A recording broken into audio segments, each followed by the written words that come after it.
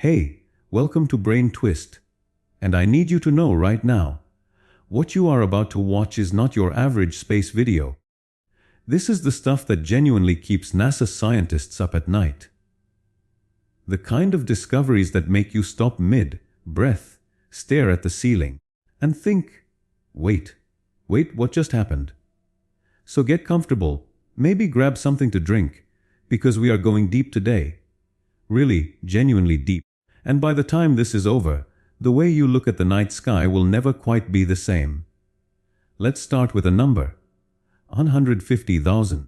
That is how many stars a single telescope was watching all at once, from 94 million miles away in the cold silence of space.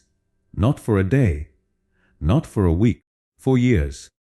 Just watching, measuring, recording, searching for something that had never been confirmed in all of human history. Another Earth. And what it found didn't just change science.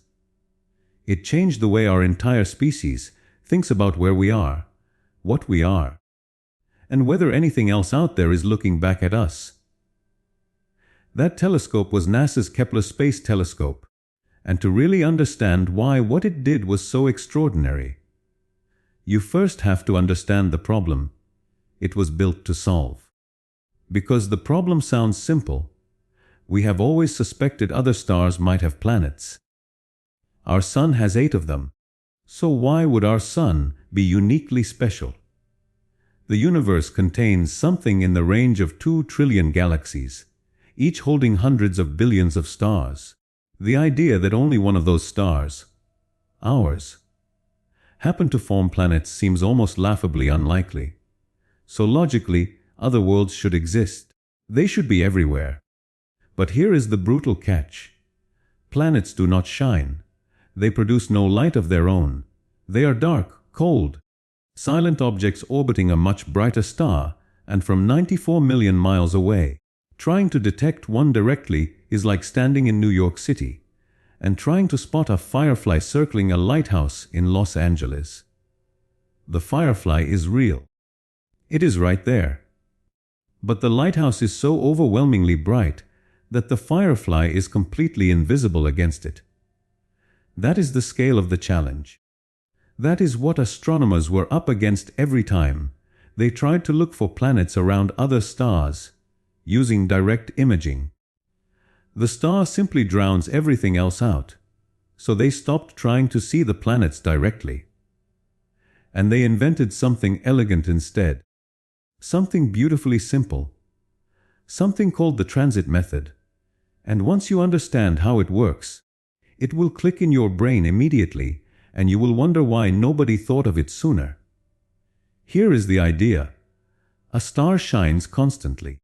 It is always putting out the same amount of light, steady and bright.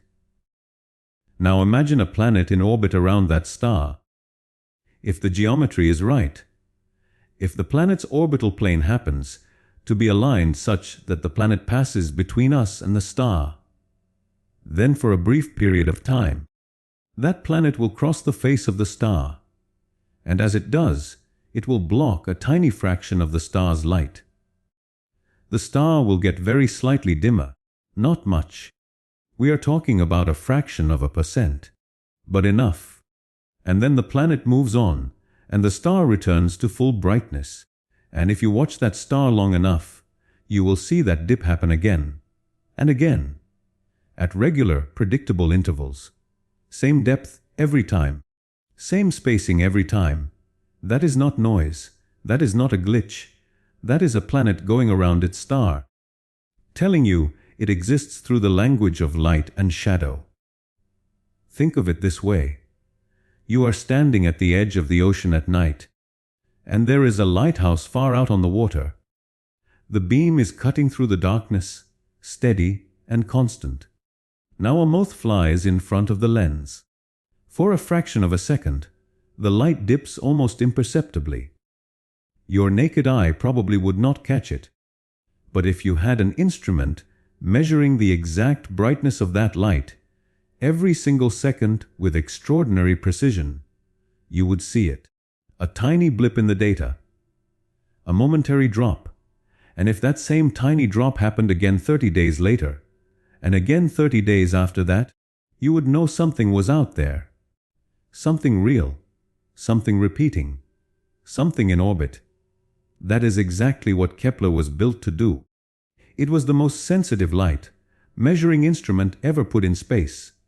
42 light sensors, each one extraordinarily precise, all pointed at the same fixed patch of sky in the constellations of Cygnus, Lyra, and Draco, staring without blinking, recording without stopping, for years. And almost immediately, it started finding planets. But here is what made Kepler truly revolutionary. It was not just finding planets that mattered. It was what the data told us about those planets. Because the depth of the brightness dip tells you how big the planet is relative to its star. A bigger planet blocks more light, so the dip is deeper. A smaller planet blocks less, so the dip is shallower. And the time between dips tells you how long the planet's year is. How long it takes to complete one full orbit. And from the orbital period. Using basic physics that has been understood since Newton, you can calculate the planet's distance from its star. Which means you can determine whether the planet sits inside what scientists call the habitable zone.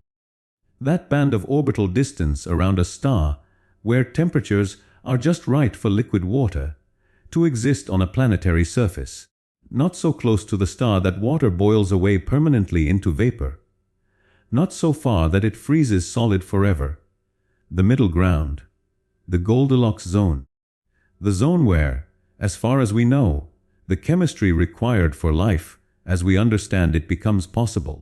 And among the first significant findings from Kepler, one stopped the scientific community in its tracks.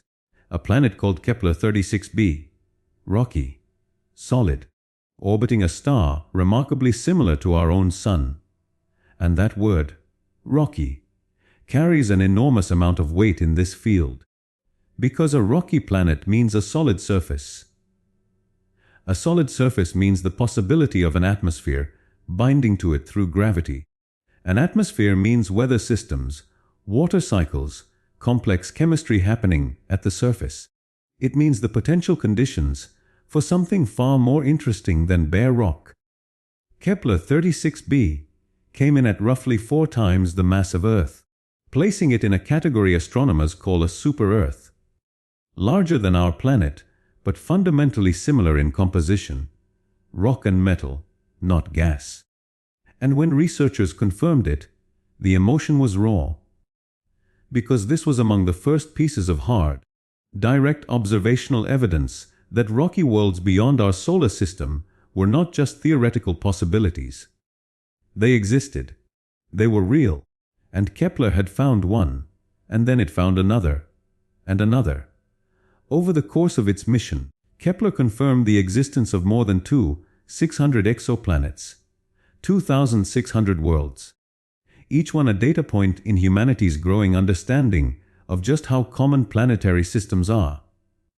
And from that data, scientists were able to make a statistical projection that, when you first hear it, genuinely takes a moment to process. The Milky Way galaxy alone, just our galaxy, not the universe, just our galaxy, likely contains somewhere in the range of hundreds of billions of planets.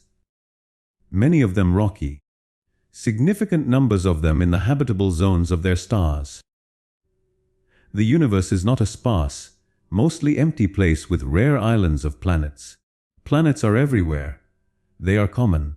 They are the rule, not the exception. So now the question sharpens. Not, do other planets exist?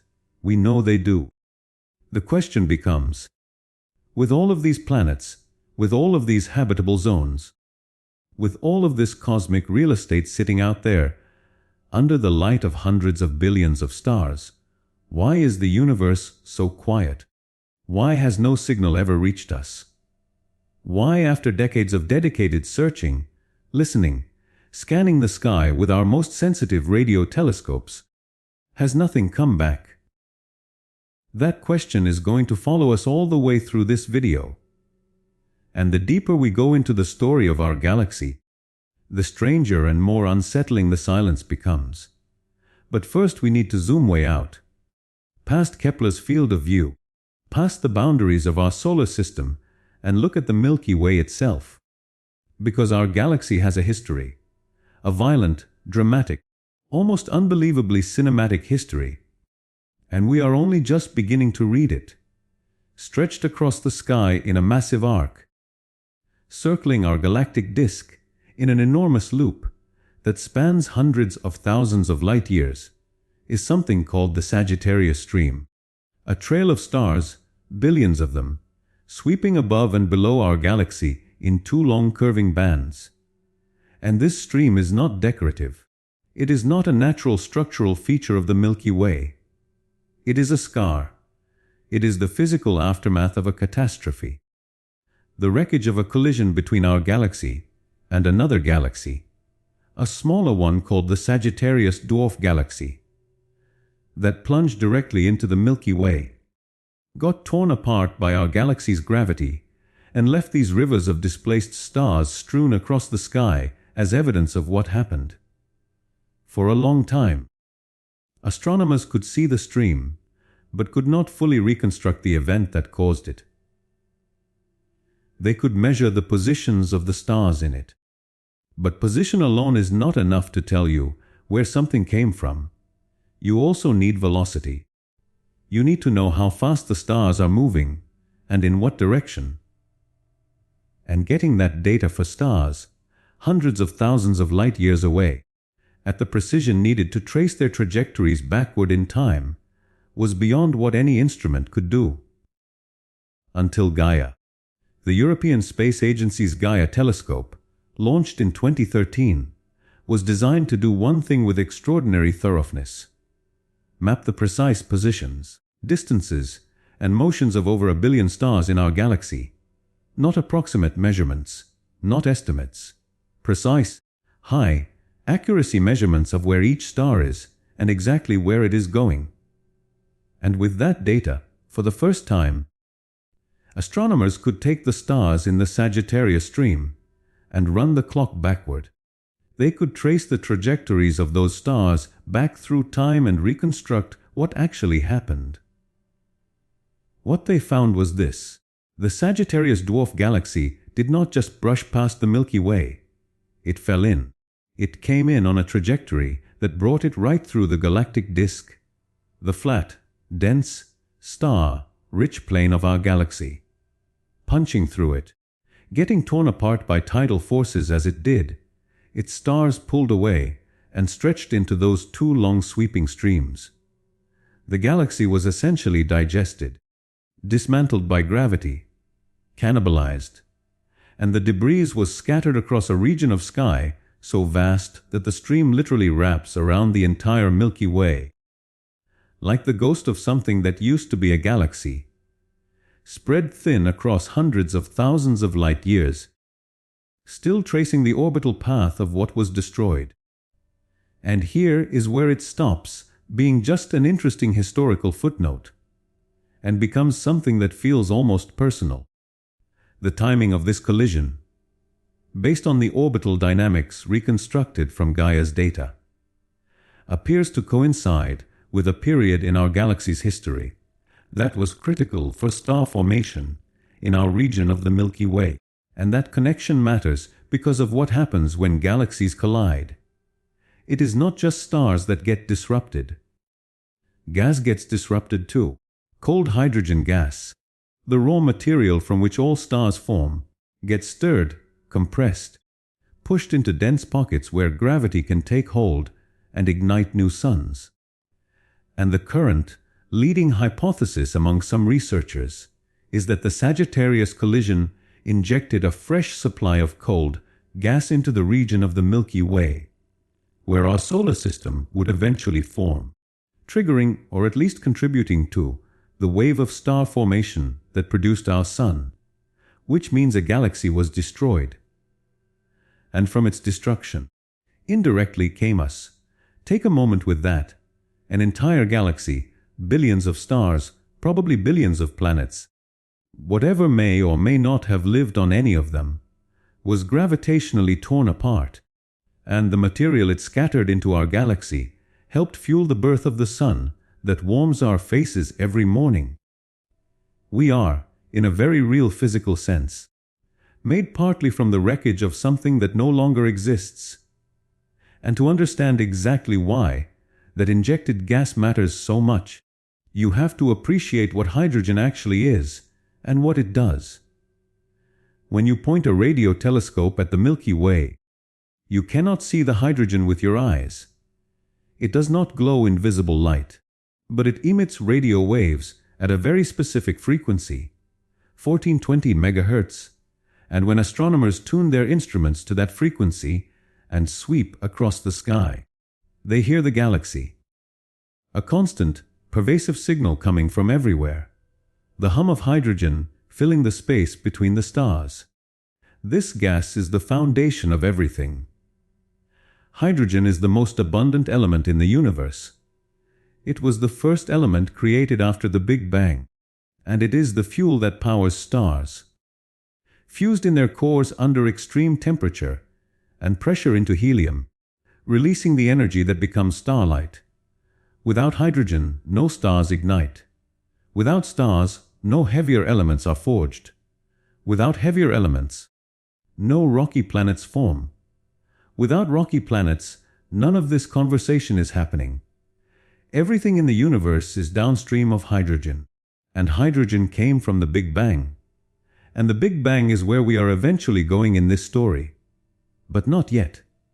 Because first, we need to talk about what sits at the very center of our galaxy.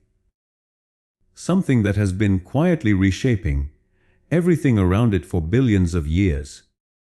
Something that represents the most extreme environment that physics allows to exist. Something at the intersection of everything we know and everything we do not. At the center of the Milky Way, buried behind thick clouds of gas and dust that make direct optical observation impossible, sits a supermassive black hole, designated Sagittarius A star, with a mass of approximately 4 million times the mass of our Sun, sitting there, silent, waiting. Now most people have a rough mental picture of what a black hole is. Dark, dense, gravitationally extreme, inescapable once you cross a certain boundary.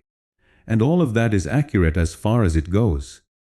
But the way most people picture black holes, as some kind of cosmic drain, or dark whirlpool, or literal hole in space, is missing the thing that makes them genuinely strange. The thing that keeps physicists awake at night is not the darkness. It is the boundary, the event horizon, the point of no return. And here is what makes it so deeply unsettling when you actually think about it. The event horizon is not a physical surface. There is no wall there, no barrier, no membrane you would feel yourself passing through. It is a mathematical boundary, a threshold defined purely by the geometry of warped spacetime. And if you were falling freely toward a black hole, and you crossed the event horizon, you would feel nothing unusual in that moment. You would look around and see normal space. Light would still be reaching your eyes from the universe around you. There would be no alarm, no physical sensation of crossing a line. You would simply be on the wrong side of a boundary that you cannot see, cannot feel, and cannot come back from. Not because something is holding you in, but because all possible paths through space in every direction you could move, forward, backward, sideways, any direction, curve inward. The geometry of spacetime inside the event horizon is such that every direction leads toward the center. You have no choice. You are not trapped. You are in a place where the concept of escape is geometrically undefined. Scientists have actually tracked real stars in close orbit around Sagittarius A star. One of them, called S2, has been observed completing full orbits around the black hole, with a closest approach that brings it within just a few billion miles of the event horizon. On the scale of the galaxy, That is like skimming a hair's width from the edge. And at those distances, the gravitational tidal forces, the difference in gravitational pull between the near side and far side of an object, become significant. Stars that pass that close likely have their outer layers disturbed. Planets that might orbit those stars would experience gravitational conditions that could destabilize their orbits over time, gradually pulling them off course, sending them spiraling inward or outward. And if you could somehow be on such a planet, close enough to Sagittarius A star to feel these effects directly, the view would be unlike anything the human mind has evolved to process. As you approached the event horizon, the light from the rest of the universe would begin to distort. The entire sky would compress into a shrinking circle in the direction away from the black hole, as though the universe were being gathered up. Every star, every galaxy, the entire observable universe would appear to squeeze together into that one bright patch. And the light from all of those sources would be blue shifted, arriving more energetically than it normally would. And time, the rate at which events in the external universe unfold relative to your own experience, would accelerate. The further into the black hole's gravity well you fell, the faster time outside would appear to run. You would see billions of years of cosmic history play out in what felt to you like minutes. Stars being born and dying, galaxies colliding and merging, the universe aging in front of your eyes at incomprehensible speed, compressed into your final moments. And then tidal forces would take over. Gravity pulling harder on the parts of your body closer to the singularity than on the parts further away. That differential force would begin to stretch you. Slowly at first, then with increasing violence. Scientists have a name for this. They call it spaghettification. And while the name sounds almost whimsical, the process is not. Every molecule in your body would be pulled apart along the radial direction, stretched thinner and thinner, until what had been a human being was a long, thin stream of subatomic particles spiraling inward at relativistic speeds toward a singularity. A point of infinite density, where every equation of physics that we have breaks down completely. Where the laws as we understand them simply stop applying. Where our models of reality have nothing left to say. That is where general relativity fails. That is where quantum mechanics is supposed to step in. And that is where the two greatest theories in the history of physics come into direct and irreconcilable conflict. Because general relativity, Einstein's description of gravity, space, and time, works magnificently at large scales. It predicts the bending of light around massive objects, the gravitational waves, produced when black holes collide, the expansion of the universe. It has been tested to extraordinary precision and has passed every test. And quantum mechanics, the theory governing the behavior of matter and energy at the smallest scales, atoms and subatomic particles and fundamental forces, also works magnificently within its domain. It underpins all of modern chemistry, semiconductor technology, laser physics, nuclear energy. It too has been tested to extraordinary precision and passed every test. But they are mathematically incompatible. When you try to combine them, when you try to write a single unified theory that covers both the very large and the very small simultaneously, which you must do at a black hole's singularity, the math produces infinities, nonsensical results. The equations break, and this incompatibility is not a technical detail to be cleaned up at the margins. It is a fundamental signal that our understanding of reality at the deepest level is incomplete. That beneath what we know, there is a more fundamental framework that we have not yet found. A theory of everything that would reconcile gravity and quantum mechanics into one consistent description of how the universe actually works. Nobody has it yet. The black hole is not just a physical extreme. It is an epistemological edge, the border between what we know and what we do not. Now, and this is where the story takes a turn that connects everything back to those planets Kepler found. Let's talk about what happened in 2020. Because in 2020, scientists announced a discovery that quietly unsettled the astronomy community in a way that is still being processed. They found a planet, almost exactly the size of Earth, floating freely through the galaxy, with no star, no solar system, no orbit around anything.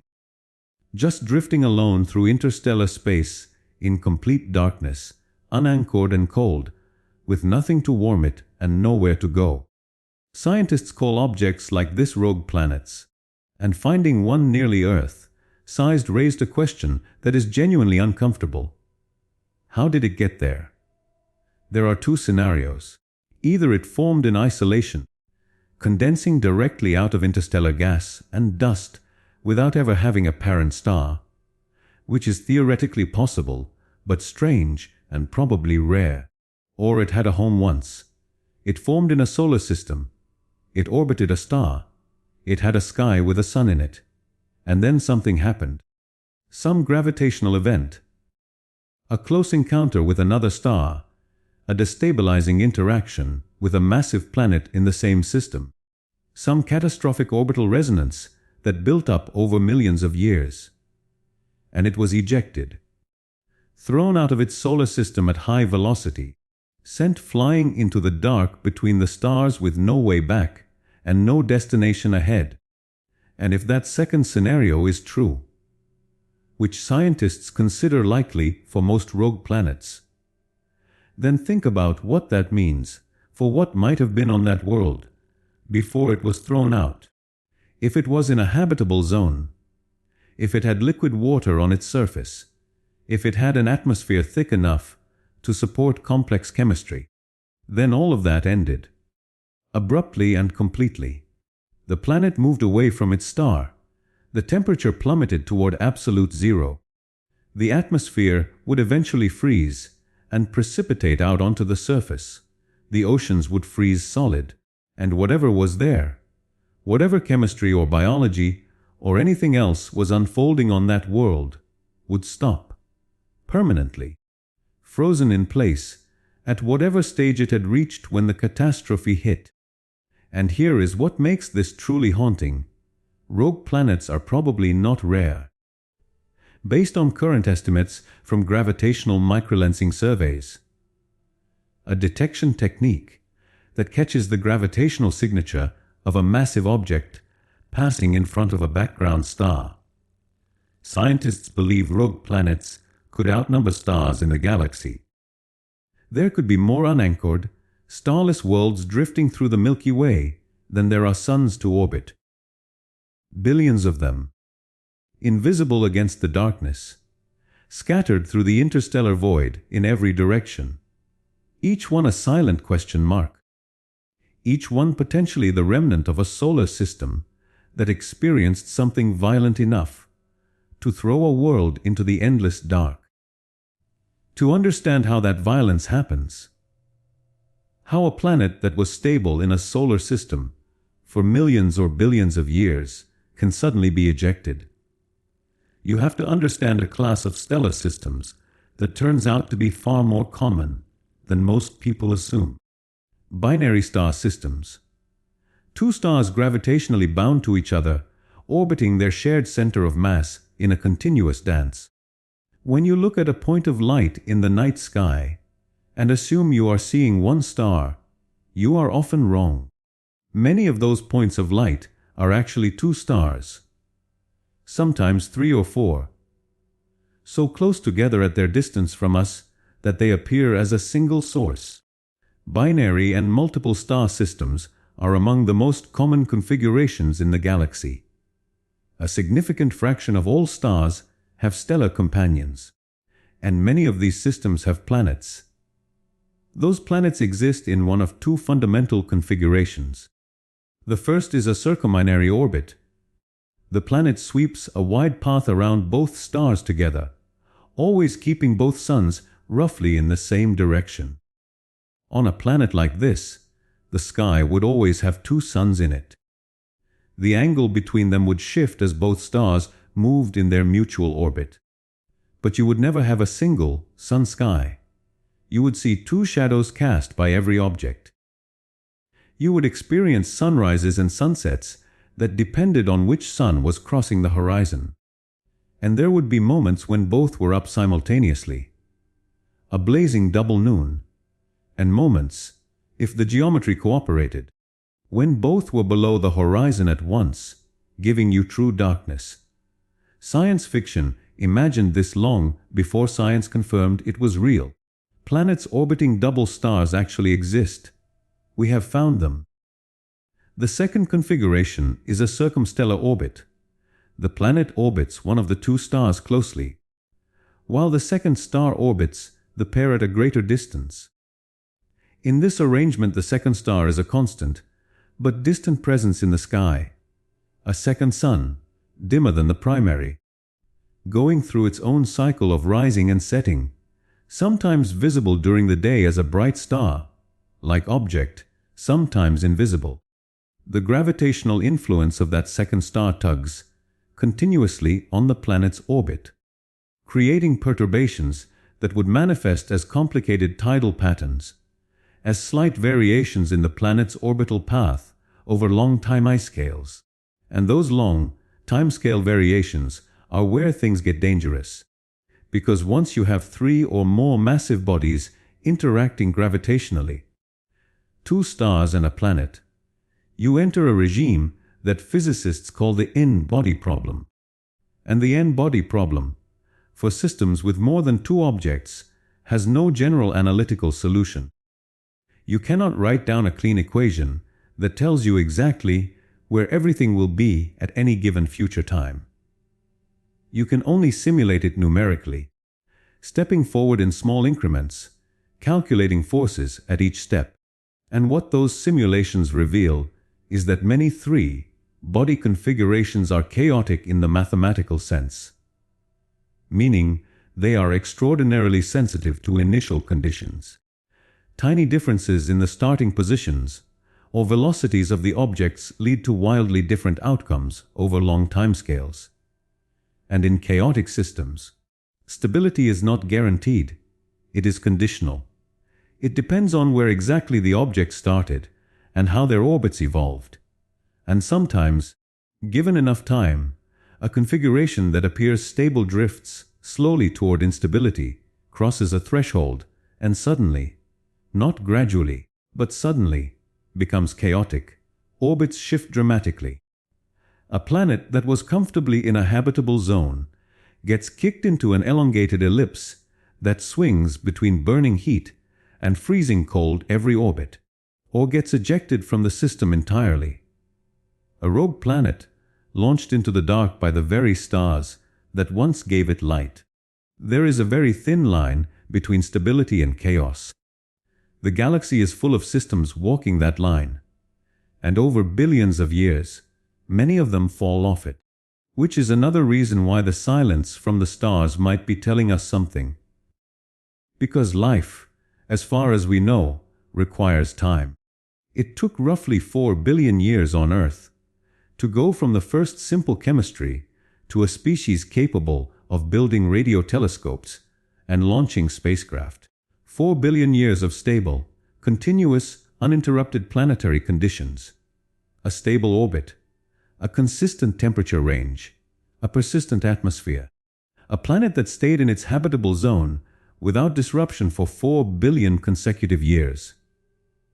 In a galaxy full of binary systems, full of gravitational chaos, full of rogue planets and stellar close encounters and galactic collisions. That kind of long-term stability might be rarer than we want to believe.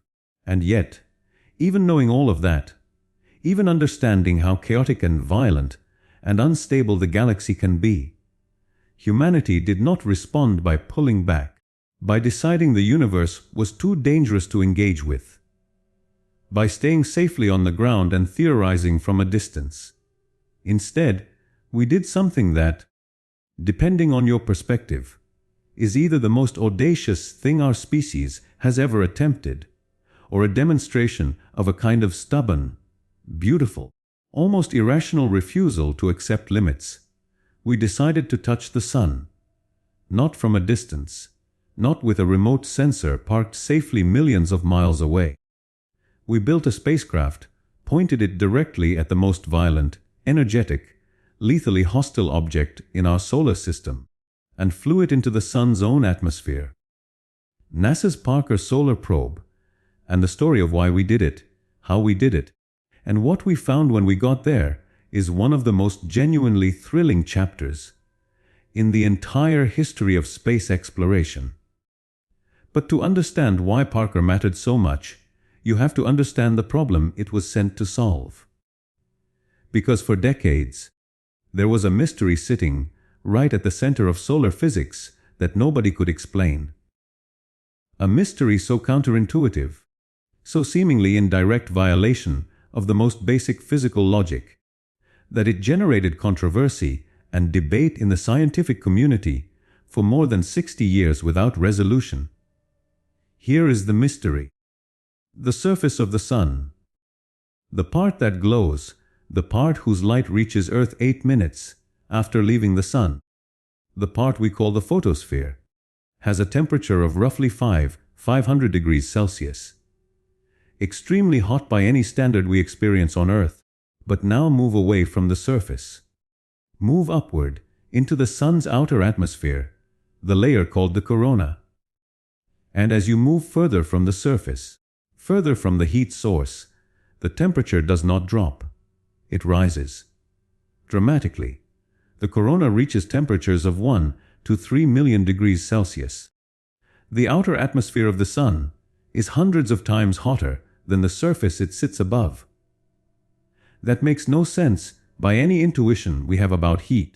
If you walk away from a fire, you get cooler. If you move away from any heat source, the temperature drops with distance. Energy dissipates. That is not a complex principle. It is one of the most basic things we know about thermal physics. And the sun violates it. The corona is hotter than the surface, and the reason why was unknown. Something was pumping enormous amounts of energy into that outer atmosphere, heating it to temperatures that should not exist that far from the energy generating core. And despite decades of observation from Earth and from spacecraft keeping a respectful distance, scientists could not pin down the mechanism.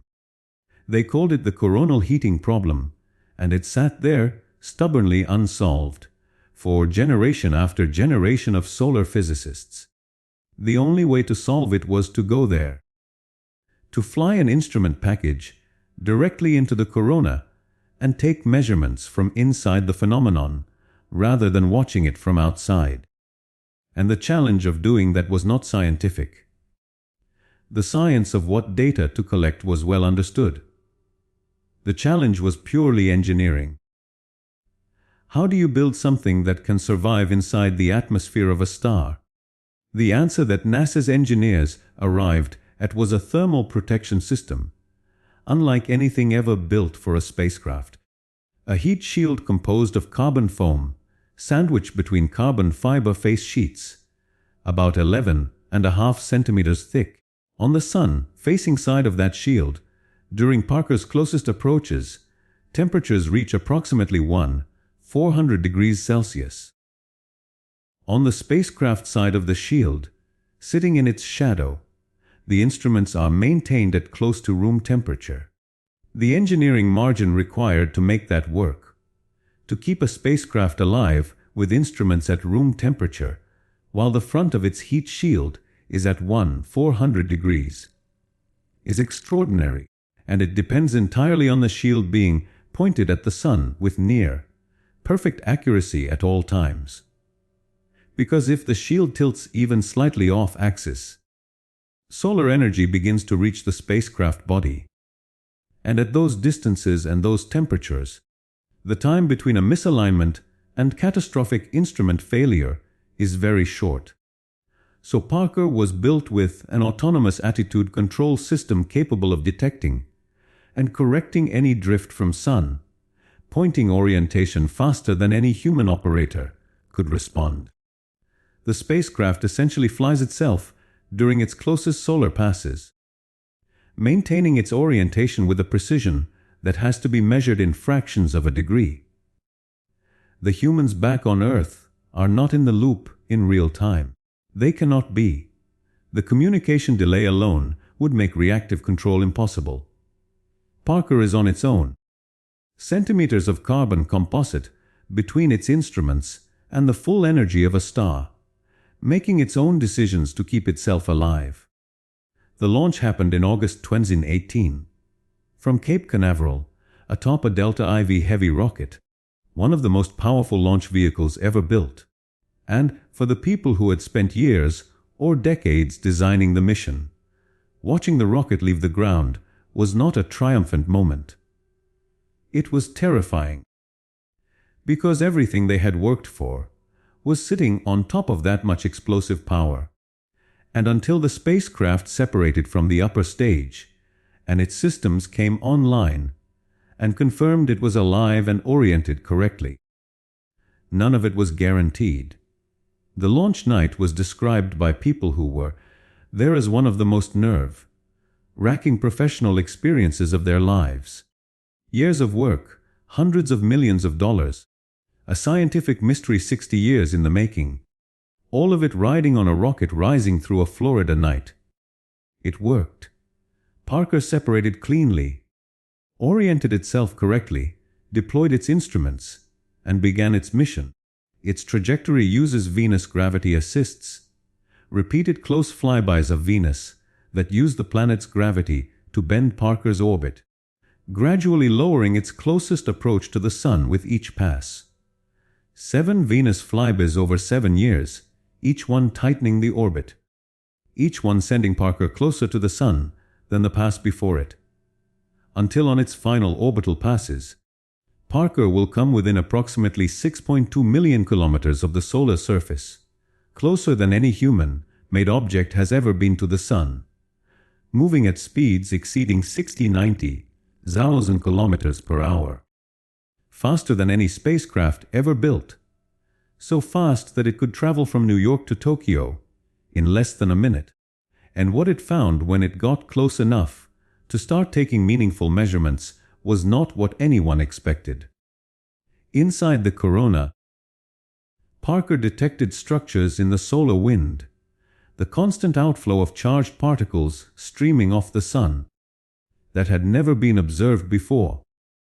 Sudden, rapid reversals in the direction of the magnetic field. Scientists started calling them switchbacks.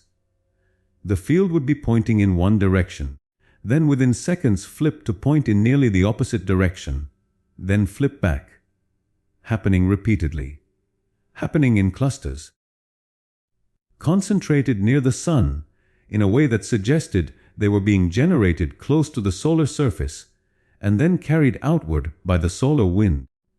The significance of switchbacks is still being worked out, but they are a candidate mechanism for at least part of the coronal heating problem. The rapid field reversals carry energy. They generate waves in the plasma. Those waves propagate outward into the corona and dissipate their energy as heat. Whether this fully explains the million-degree corona or is only part of the answer is still an open question. But Parker gave solar physicists something they had not had in 60 years of working on this problem. Data from inside it. Measurements taken in the place where the heating is actually happening, not reconstructed from observations made at a safe distance. Direct. First-hand. From inside the Sun's own atmosphere. That matters beyond just solving one specific mystery, because the Sun is not just our local star that happens to keep us warm. The Sun is our nearest example of a phenomenon that is occurring in hundreds of billions of locations across the Milky Way alone. Every star is doing some version of what our Sun does. Every star has a corona. Every star drives a stellar wind. Every star goes through cycles of activity that affect the space environment around it. Understanding our Sun in this level of detail means gaining insight into stellar physics that applies universally. Insight into the conditions experienced by every planet orbiting every star. Insight into whether those conditions are stable enough, benign enough, long-lasting enough to permit life to arise and persist. And Parker's mission is also, in a deeper sense, about ancestry. Because the Sun did not come from nothing. It formed roughly 4.6 billion years ago from a cloud of gas and dust. And the material in that cloud was not primordial hydrogen and helium from the Big Bang alone. It was enriched. It contained heavier elements: carbon, oxygen, nitrogen, silicon, iron, that could not have existed in the early universe. They had to be made somewhere, forged under extreme conditions of temperature and pressure. And the only place in the universe where conditions like that exist is the interior of a star. Every heavy element in the solar system, every atom in Earth's crust, every molecule in the ocean, every element in the proteins and DNA of every living thing on this planet was created inside a star that lived and died before our solar system existed. Stars that burned for millions or billions of years, converting hydrogen to helium, helium to carbon, carbon to oxygen, building up the periodic table element by element through nuclear fusion in their cores. And then, when those stars reached the end of their lives and could no longer sustain fusion, they exploded. Supernovas. Some of the most energetic events in the universe, blasting their enriched material outward into space at a significant fraction of the speed of light, seeding the interstellar medium with the heavy elements they had spent their entire lives creating. And that material, dispersed through space, mixed with fresh hydrogen, compressed by the shock waves of other stellar explosions, eventually formed new molecular clouds, new nurseries of star formation. And out of one of those clouds, triggered perhaps by the Sagittarius collision we talked about earlier, our solar system condensed. Our Sun is a third-generation star at minimum. It inherited heavy elements from at least 2 previous generations of stars that lived and died before it was born. Which means that when you breathe in, the oxygen filling your lungs was forged in a stellar core that exploded billions of years before Earth existed. The iron in your blood was made in a supernova.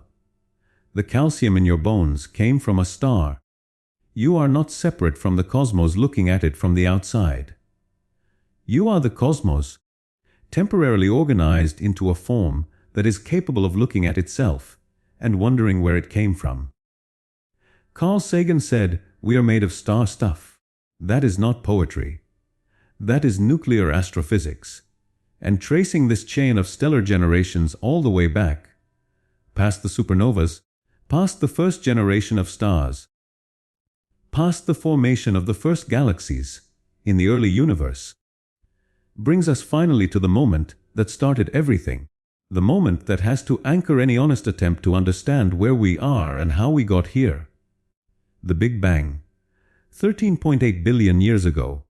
And before we go further, let's be precise about what the Big Bang actually was. Because the popular image of it, an explosion in space, a massive fireball expanding outward into a surrounding void, is wrong in an important way. There was no surrounding void. There was no pre-existing space for the explosion to expand into.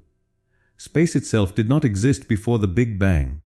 Time itself did not exist before the Big Bang. The Big Bang was not an event that happened in space. It was the event that created space. The event that created time. The event that created the conditions in which anything at all could happen. It was not an explosion. It was the beginning of expansion. The universe did not burst outward into emptiness. Space itself came into existence and began to stretch, carrying matter and energy along with it, creating more space as it expanded, with no center and no edge, because those concepts require a pre-existing framework of space to have meaning.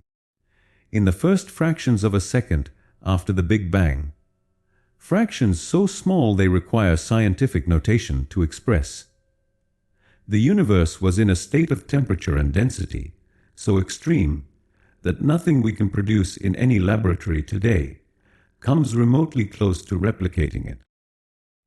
The entire energy content of the observable universe was compressed into a region smaller than a proton.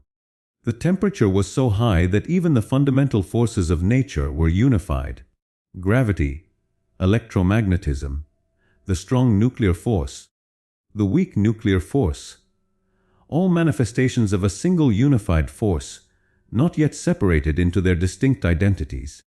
The physics governing that moment is beyond anything our current theories can fully describe.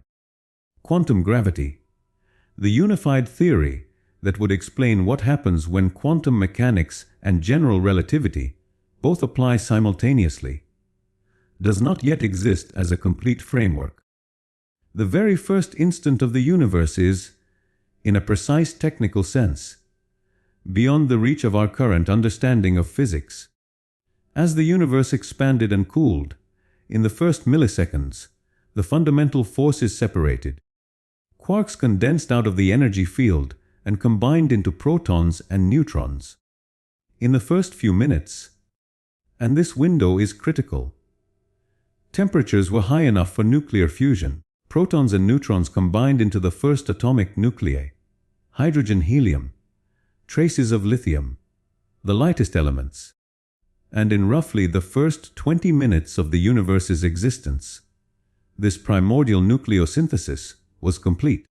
The ratio of hydrogen to helium produced in those first 20 minutes, roughly 3 parts hydrogen to 1 part helium by mass, is locked into the universe's composition permanently. We can still measure that ratio in the oldest, most pristine regions of the universe today, and it matches the prediction from Big Bang theory with extraordinary precision. For the next 380,000 years, the universe was opaque, too hot and dense for neutral atoms to form. Electrons and protons existed separately, and photons, particles of light, were constantly being scattered by the free electrons. Light could not travel more than a short distance without being absorbed and re-emitted.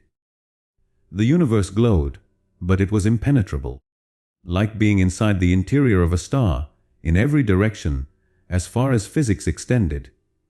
Then, as the universe continued to expand and cool, temperatures dropped to the point where electrons could combine with protons to form stable, neutral hydrogen atoms. And that transition, called recombination, somewhat confusingly, since the electrons and protons had never been combined before, changed everything. The moment neutral atoms formed, the electrons that had been scattering light were bound into atoms, and were no longer free to scatter. The universe became transparent, essentially overnight in cosmological terms. Light that had been trapped, bouncing around in a dense fog of plasma for 380,000 years, was suddenly free. It streamed outward in every direction across the newly transparent universe. And that light, that first light, is still traveling. Right now. In every direction. It has been traveling for 13.8 billion years. And in that time the expansion of the universe has stretched its wavelength enormously, shifting it from visible light into microwave radiation.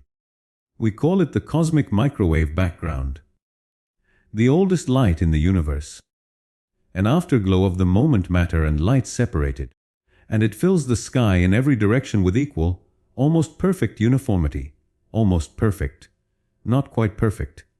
And that almost, that tiny, barely detectable variation in the temperature of the cosmic microwave background from one patch of sky to another is one of the most important things in all of science. Those temperature variations are not noise. They are not measurement artifacts. They are fossils. They are the imprint, preserved in this ancient light, of quantum fluctuations in the density of matter during the first fraction of a second of the universe's existence.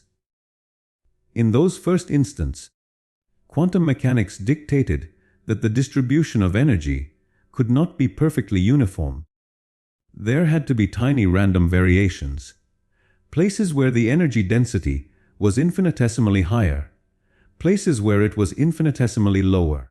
And as the universe expanded, those quantum scale variations were magnified, stretched by cosmic expansion from subatomic scales to astronomical scales. Regions of slightly higher density became regions where matter was slightly more concentrated. And over millions and billions of years, gravity did what gravity always does. It amplified small differences. The denser regions attracted more matter. They grew. They became molecular clouds, then protogalaxies, then clusters of galaxies. Then the great filaments and walls and voids of the cosmic web that we can map across the observable universe today. Every galaxy is a consequence of a quantum fluctuation. Every star in every galaxy, every planet, every molecule, every cell, every thought. Quantum mechanics, the theory of the unimaginably small, wrote the largest structures in the universe. In 2009, the European Space Agency launched the Planck telescope specifically to map the cosmic microwave background at higher resolution and sensitivity than any previous instrument. To measure those tiny temperature variations, differences of mere millionths of a degree, across the full sky, and the map Planck produced is extraordinary. A full sky image of the universe as it looked 380,000 years after the Big Bang. The oldest portrait ever taken. Every feature in that map is a fossil of the earliest moments of cosmic history. And the statistical properties of those features, their sizes, their distribution, their correlations, match the predictions of our cosmological models with a precision that is genuinely staggering. The Big Bang theory, combined with the theory of cosmic inflation, a period of extraordinarily rapid expansion in the first tiny fraction of a second, correctly predicts the large scale structure of the universe we observe today. The math works. The model fits the data. But the model also tells us something that should give us pause. It tells us that everything we can see, every star, every galaxy, every planet, every atom of ordinary matter that has ever been observed or measured, makes up approximately 5% of the total energy content of the universe. 5%. The remaining 95% is divided between two things we cannot directly observe, cannot collect a sample of, cannot recreate in a laboratory, and do not have a complete theoretical explanation for. The first is dark matter, a form of matter that does not interact with light. It does not absorb it, emit it, or reflect it, but does interact gravitationally. We infer its existence from the way galaxies rotate.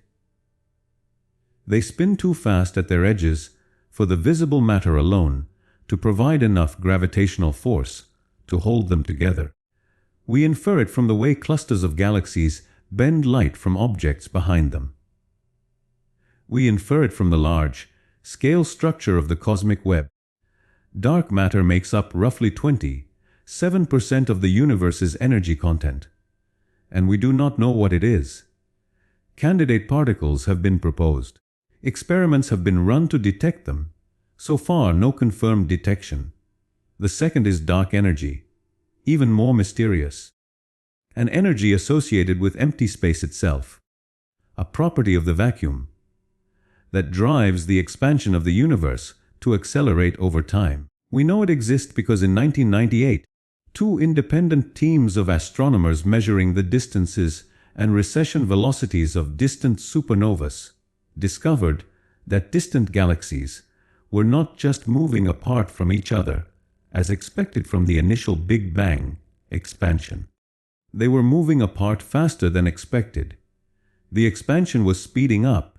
Something was overcoming gravity at cosmological scales, and pushing everything outward with increasing urgency.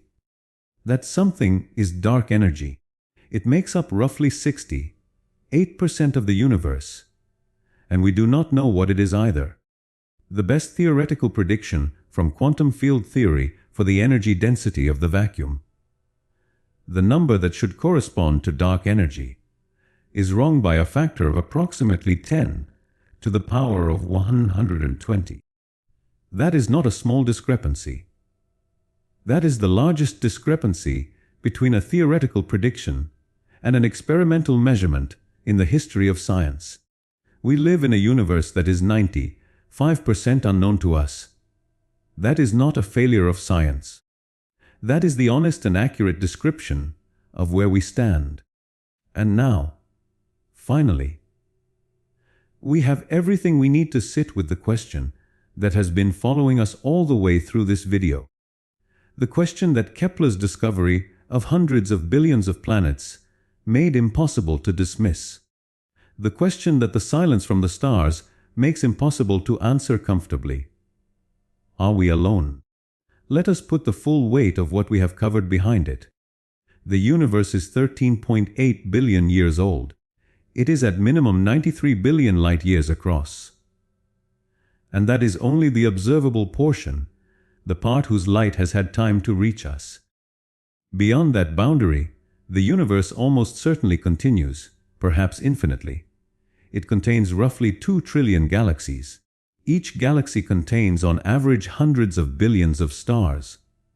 Kepler's data tells us that most of those stars have planets. A significant fraction of those planets are rocky. A significant fraction of those rocky planets are inhabitable zones. The organic molecules necessary for the chemistry of life, amino acids, nucleotide bases, complex carbon compounds, have been detected in interstellar clouds, in meteorites, in comets. The building blocks are everywhere. The conditions, in many places, appear favorable. And yet, silence. The search for extraterrestrial intelligence, CTI, has been operating in various forms since 1960. For over 60 years, we have been scanning the sky with radio telescopes, looking for structured signals that could not have been produced by natural astrophysical processes, signals that would indicate a technological civilization deliberately or accidentally broadcasting into space. We have listened across billions of stars. We have scanned across a wide range of frequencies. We have upgraded our instruments repeatedly as technology improved. We have found nothing, not a whisper, not a fragment, not a single unambiguous signal that stands up to scrutiny as artificial in origin. This silence has a name, the Fermi paradox, named after Enrico Fermi, who reportedly raised the question at a lunch conversation in 1950 with characteristic directness. Given the age and size of the universe, given the apparent abundance of the conditions for life, where is everybody? If civilizations are out there, and some of them are older than us by millions or billions of years, they have had unimaginable amounts of time to expand, to communicate, to make their presence known. Even at speeds far below the speed of light, a civilization with a billion-year head start could theoretically have colonized, or at minimum left detectable traces, across the entire galaxy many times over. And we see nothing. We hear nothing. The proposed solutions to the Fermi paradox are numerous and span a wide range of implications. Some are relatively benign. Maybe the origin of life, even given favorable conditions, is an extraordinarily improbable chemical event.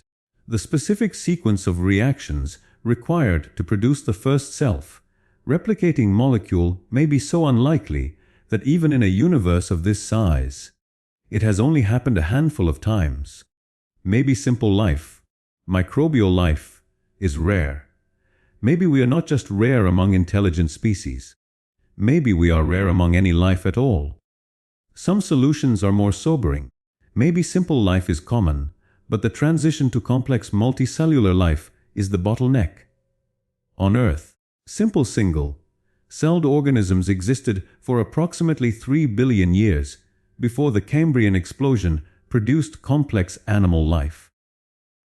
That transition took most of the history of life on Earth. Maybe it is extraordinarily improbable. Maybe most biospheres stay permanently microbial, never producing anything with a nervous system complex enough to look up at the sky and wonder. Some solutions are darker. Maybe intelligent civilizations arise reasonably commonly, but they consistently destroy themselves before they develop the technology to communicate across interstellar distances. Maybe the same intelligence that allows a species to develop technology also tends to produce tribalism, resource competition, warfare, environmental destruction, and ultimately self-annihilation. Maybe the window between developing radio technology and going extinct or going dark is very short. Decades or centuries rather than millions of years. Maybe the galaxy is littered with the ruins of civilizations that burned brightly for a cosmically brief moment and then went silent, and some proposed solutions are deeply strange. Maybe advanced civilizations do not broadcast. Maybe they have good reasons, security, resource efficiency, deliberate choice to keep quiet. Maybe we are in a galaxy where every civilization that survived long enough figured out that announcing your presence is dangerous. Maybe the silence is not absence. Maybe it is caution. Maybe we are being observed right now by something patient enough to wait and see what we do next. We do not know, and that honest admission that after 13.8 billion years of cosmic history, after a galaxy full of hundreds of billions of stars and probably hundreds of billions of planets, after 60 years of searching with the best instruments humanity has ever built, we genuinely do not know whether anything else is out there, is one of the most important things science has ever told us. Not because ignorance is comfortable, but because the question is real, the uncertainty is real. And living honestly with that uncertainty, resisting the temptation to fill it with easy answers in either direction, is what science actually looks like. The universe began 13.8 billion years ago from a quantum fluctuation smaller than an atom. It expanded into 100 billion galaxies. In one of them, a dwarf galaxy fell into the Milky Way and was torn apart, and the gas it scattered helped birth a star. Around that star, a rocky planet formed at exactly the right distance for water to remain liquid on its surface. On that planet, chemistry became biology. Biology became complexity. Complexity became consciousness. Consciousness built telescopes. And those telescopes looked outward and found hundreds of billions of other planets, and looked backward and found the oldest light in the universe, and looked inward at the center of the galaxy and found a black hole 4 million times more massive than the Sun, and looked at their own star up close for the first time and found unexpected structures in the solar wind, and looked at the mathematics underlying all of it and found two incompatible theories that both work perfectly in isolation and break down when combined, and understood that 95% of the universe is something we cannot explain, and heard silence where the logic of large numbers says voices should be. And then those telescopes were built by people who still get up every morning and keep looking. Because that is what we do. That is the one thing the entire story of this video keeps coming back to. In every chapter, across every scale from quantum fluctuations to the cosmic web, we are the universe looking at itself. We are matter that became curious, and curiosity, wherever it leads, is never a dead end. If this video did something to the way you see the sky tonight, if any of this landed in a way that felt different from what you expected, then you are exactly who Brain Twist is made for. Subscribe right now, because every single video we make goes this deep. Hit the notification bell so you never miss one. Share this with someone whose mind you want to rearrange. Drop a comment below with the moment in this video that hit the hardest.